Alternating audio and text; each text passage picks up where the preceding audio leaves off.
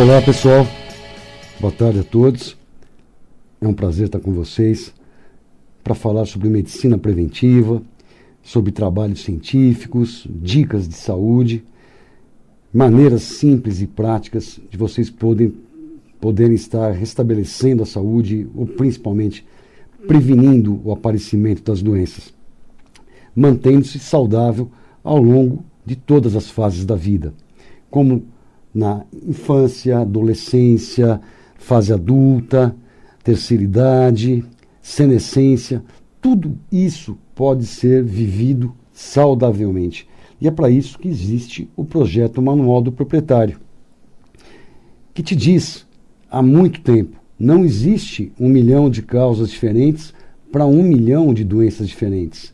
Grande parte dessas doenças crônico-degenerativas que nos prejudicam, nos acometem e cada vez mais cedo e mais intensamente, digo que a gente tem hoje um pouco mais tempo, expectativa de vida para viver, mas mais tempo também para sofrer, ficar doente, tomando remédios e dando trabalho para os parentes, dando trabalho, custo social, e a gente pode passar dessa fase por uma fase totalmente diferente, utilizando regras muito simples, cuidando das meia dúzias, entre aspas, de fatores que vão atuando ao longo de nossa vida, gerando essas doenças todas.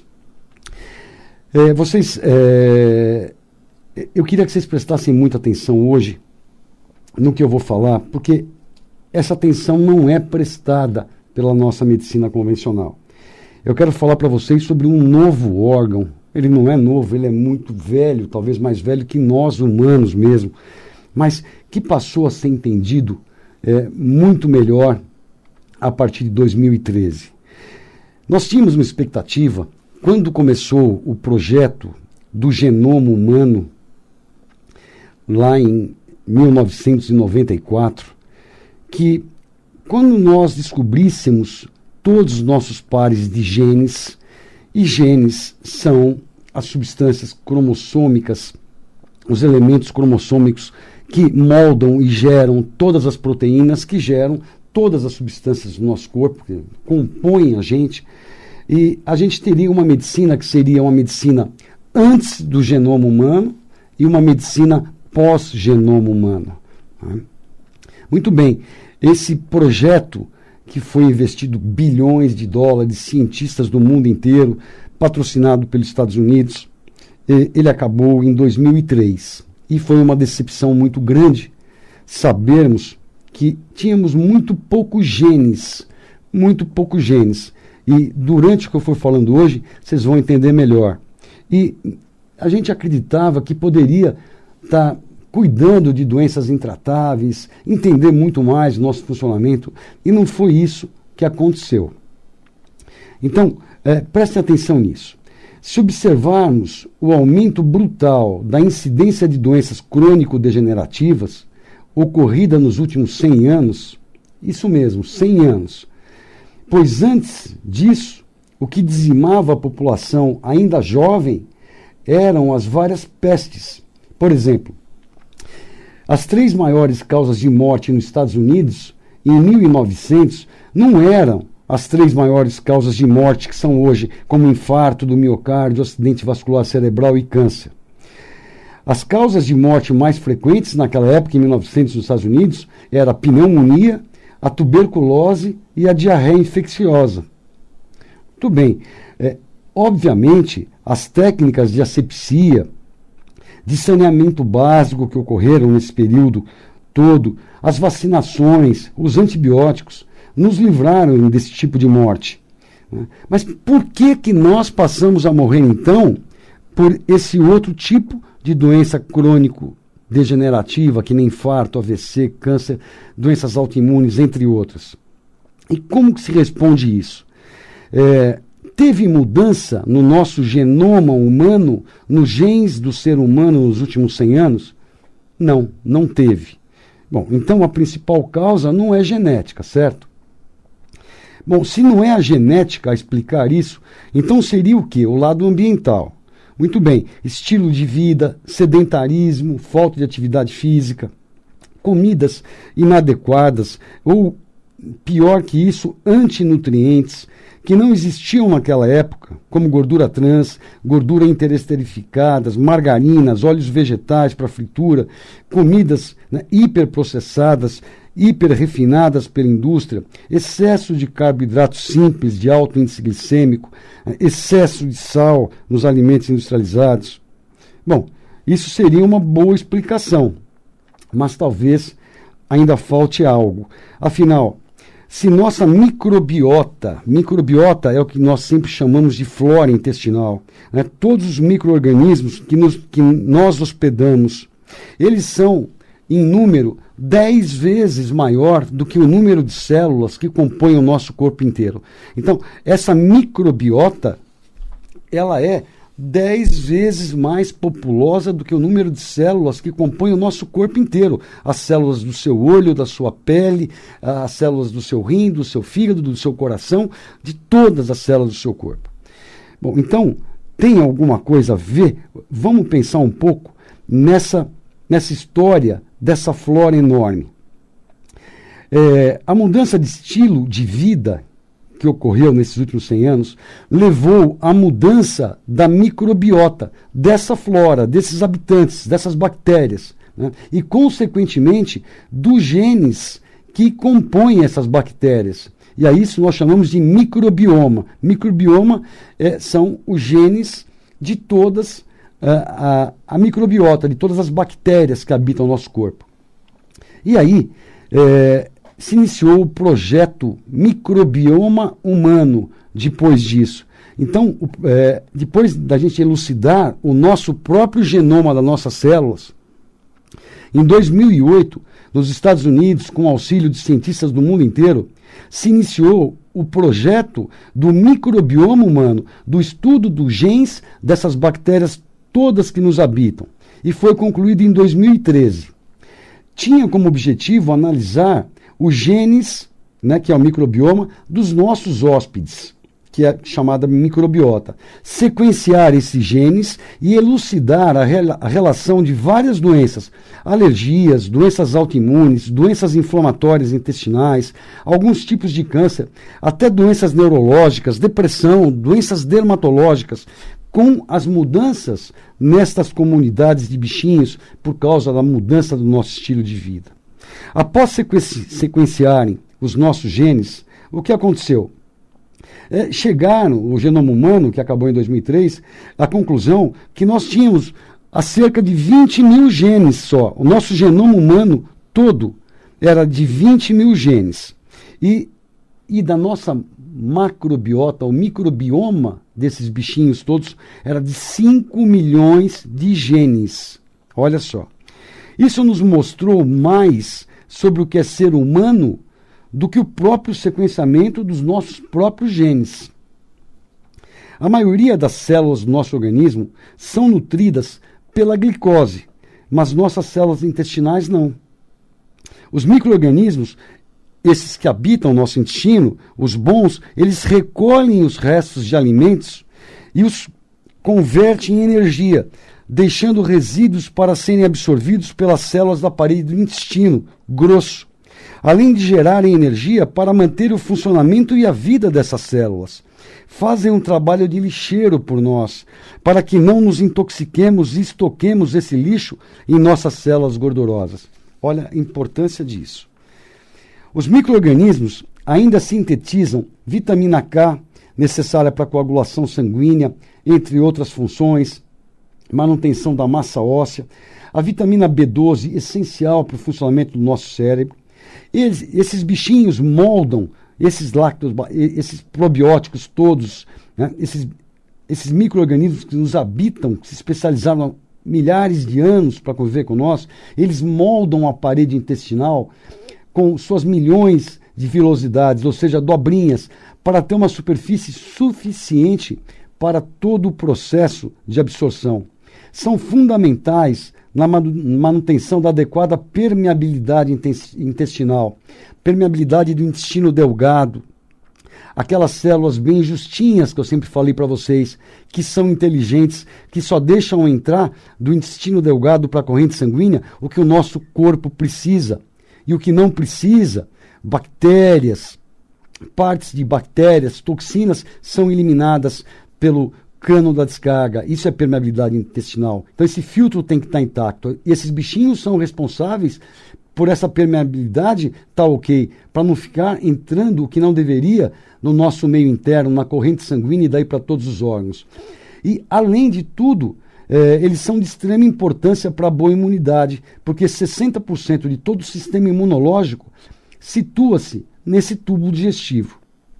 Então aí entendemos um pouco mais sobre a nossa complexidade humana, que não é só baseada nos nossos genes, mas que é a conexão de toda a informação genética desses micro-organismos junto ao metabolismo de cada célula nossa. Ou seja, eles não poderiam viver independente. Não se pode viver sem uma flora, sem uma microbiota adequada. Essa seria a resposta para quando em 2003 encerramos o projeto do nosso genoma humano e vimos que tínhamos menos genes que um grão de arroz. Não é isso, nós humanos temos menos genes que um grão de arroz e alguns vermes. E a pergunta era, mas como seria possível se nós somos seres tão complexos, inteligentes, falamos, pensamos, comparados a um simples pé de arroz, a um verme? Está aí a explicação. A coexistência, a convivência desses 5 milhões de genes dessa flora bacteriana, dessa microbiota que nos habita. Olha só o que a doutora Lita Proctor, que ela foi gerente do projeto do microbioma humano, esse que acabou em 2013, ela fala assim: nós humanos não temos todas as enzimas necessárias para digerir todos os alimentos. Os micróbios decompõem parte das proteínas, lipídios e carboidratos da dieta e os transformam em nutrientes que podemos absorver. Produzem ainda vitaminas e substâncias anti-inflamatórias que o nosso próprio genoma não pode produzir. Só para ilustrar, eu vou falar da função de uma desses milhões de bactérias que vivem com a gente. Ela chama Akkermansia mucinifera. Mucinifera significa amiga do muco.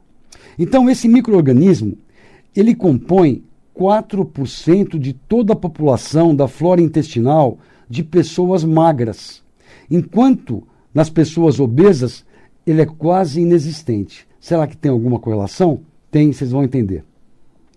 Essa Akkermansia mucinifera vive na superfície de muco da parede intestinal, do intestino grosso, produzindo e mantendo essa camada de muco grossa. Isso forma uma barreira que impede a entrada na corrente sanguínea de bactérias nocivas, partes de bactérias que causam inflamação por todo o sistema, inclusive inflamação das células gordurosas. E faz com que elas se encham de gordura, porque impede que novas células gordurosas sejam criadas pelo nosso corpo. Então, as que sobraram, elas são enchidas de gorduras e toxinas e ocasionam o quê? Te engordam. E o mundo, vocês estão vendo, está ficando obeso. Para terem uma ideia, a projeção para 2030 é que 80% da população americana esteja com sobrepeso ou obesidade. 80% da população vai estar assim. E você vê que tem uma ligação direta, não só com o estilo de vida, mas com que esse estilo de vida transforma os habitantes da nossa flora, acabando com essa Akkermansia mucinifera. Então, tem uma ligação em tudo isso que está acontecendo, além de ser só meio ambiente e estilo de vida. Antes de seguir, eu queria falar para você que está sintonizando agora a sua Mundial e não conhece ainda o projeto Manual do Proprietário, que nós estamos aqui ao vivo todas as terças-feiras há quase 10 anos, passando dicas importantes sobre saúde preventiva, manutenção da sua saúde, prevenção de doenças, como restabelecer a sua saúde e Tudo isso que eu venho falando para vocês aqui, que vocês muitas vezes não têm tempo, estão no carro, estão no escritório de anotar, tudo isso é colocado no YouTube para vocês acessarem tranquilamente no fim de semana, na sua casa, e poder ouvir tudo isso que eu falo para vocês, anotarem, pesquisarem, conversarem com pessoas da área de saúde. Né? É muito simples fazer isso. É só assinar o canal do YouTube, Dr. Edmond Saab Júnior. Curta a página e clicando no sininho, você será notificado a cada novo vídeo postado. Então é youtube.com/Dr. Edmond Saab Júnior. Você assina o canal no YouTube, isso tudo muito simples. Cliquem no sininho e toda vez que um vídeo novo for postado, vocês vão estar sabendo.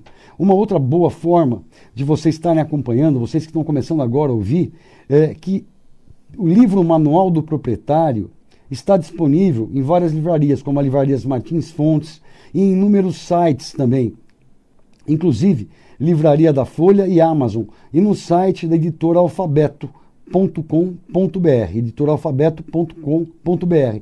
E nesse livro vocês têm muitas dicas fáceis para entender como é que funciona a medicina funcional, como se integra todo o sistema, tá ok? Quem quiser também pode acompanhar no Facebook ou no Twitter como Manual do Proprietário. A nossa jornalista, a diretora de jornalismo, a Samira Chahine, faz todo esse trabalho, prepara isso para vocês. Outra coisa, o nosso link para vocês me enviarem sugestões de pauta, dúvidas, é o e-mail da Rádio Mundial, que é radiomundial@radiomundial.com.br. Repetindo, radiomundial@radiomundial.com.br. Então, vão no YouTube, vejam os vídeos anteriores, tem mais de 300 vídeos para vocês, cada um com título, são curtinhos de 20 minutos, falando sobre nutrologia do futuro, nutrição avançada, para vocês entenderem como abastecer seu organismo. O site do Simp Saúde também é uma ferramenta importante, simpsaude.com. Simp é Centro Integrado Medicina Preventiva Saúde, junto, simpsaude.com sem o BR, .com sem o BR. Vocês vão ter ali também dicas de nutrição, suco detoxificante, links para entrevistas. Eu acho que aí vocês podem estar tendo uma ideia do que é esse projeto Manual do Proprietário. Mas vamos continuar falando da nossa flora. Essa palavra desbiose, que vocês vão entender o que é essa desbiose. Eu garanto para vocês que ela inicia ou participa de quase todas as doenças crônicas. Provavelmente 80% ou mais de vocês encontram-se nessa condição. E o pior, poucos a tratam. Ninguém trata o que é desbiose. E o que é desbiose? Essa microbiota intestinal, essa composição desses bichinhos que nos coabitam, ela é mais complexa no intestino grosso, contando com cerca de 500 espécies de micro-organismos, sendo a maioria delas essenciais à nossa saúde, como as dominantes ou mais prevalentes, os Bifidobacterium e os Lactobacillus. Observem que esses micro-organismos vêm se especializando por milhares de anos para conviver conosco e tornarmos o que somos. Existem também, em menor número, os micro-organismos residuais, que são potencialmente patogênicos ou capazes de causar doenças, como o Clostridium e o Pseudomonas. Além dessas bactérias, habitam aí também menor número de fungos e leveduras que convivem entre si e também com as bactérias muito bem. Agora, quando há um desequilíbrio nessa floresta, passando a predominar os maus micro-organismos, né, que até então eram inofensivos, aí sim chama-se desbiose. Abrimos a porta a uma devastação na ecologia do organismo humano. Quando ocorre esse desequilíbrio, essa desbiose, através de mudanças quantitativas ou qualitativas desses hóspedes, desses bichinhos, ocasionam mudanças nas atividades metabólicas pela não absorção de vitaminas, inativação de enzimas prejudicando a digestão, desconjugação dos sais biliares, comprometendo a digestão e absorção de gorduras, aumento de produção de substâncias cancerígenas, como as nitrosaminas, já falei em programas anteriores para vocês, destruição da mucosa intestinal, aumento da permeabilidade intestinal, isso que eu falei agora, desse filtro no intestino delgado, deixando entrar tudo que não pode para a corrente sanguínea, toxinas, metais tóxicos, metais pesados, bactérias, gerando inflamação, infecção, oxidação e todas as suas consequências. Pronto, o desastre está iniciado. Isso é desbiose. E por que ocorre esse desequilíbrio, essa desbiose? O que pode se iniciar, queria que vocês soubessem, desde o nascimento. Por exemplo, parto cesariana, onde a criança não passa pelo canal de parto para receber as bactérias necessárias à boa saúde que a mãe passou, especialmente preparando por 9 meses. Assim, elas não têm os seus linfócitos, células de defesa, orientados ao que eles devem ou não tolerar. E essas crianças são mais propensas a alergias, doenças autoimunes e uma série de coisas. As crianças não amamentadas também desenvolvem desbiose. A ingestão de alimentos superprocessados, refinados, industrializados, que nem eu falei para vocês, causa desbiose.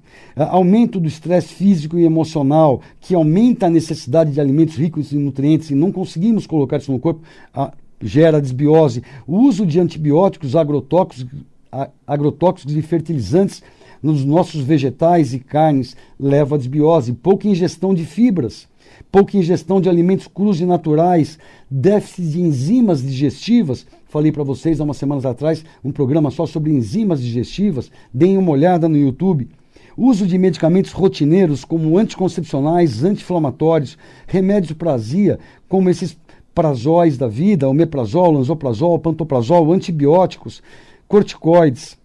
Agora, como suspeitar que uma pessoa tem desbiose quando é portadora de intolerância ou de alergia alimentar, tem má digestão crônica, faz dietas inadequadas, tem exposição crônica a tóxicos ambientais, tem o pH das fezes alcalino, esse pH deveria ser ácido, é portador de doença inflamatória intestinal, como doença de Crohn, retocolite ulcerativa ou síndrome do intestino irritável, utilizou antibiótico por mais de 2 vezes no último ano ou alguma vez por mais de 2 semanas, utilização constante de medicamentos citados acima, ingere frequentemente refrigerantes, ingestão moderada ou alta de bebidas alcoólicas, é portador de síndrome metabólica, tem sobrepeso ou está obeso, diabetes e hipertensão, candidíase crônica, gases excessivos e mal cheirosos, dificuldade em manter o peso, refluxo gastroesofágico, alternância do hábito intestinal, diarreias inexplicadas, mucos nas fezes, resfriados frequentes, é portador de doenças autoimunes.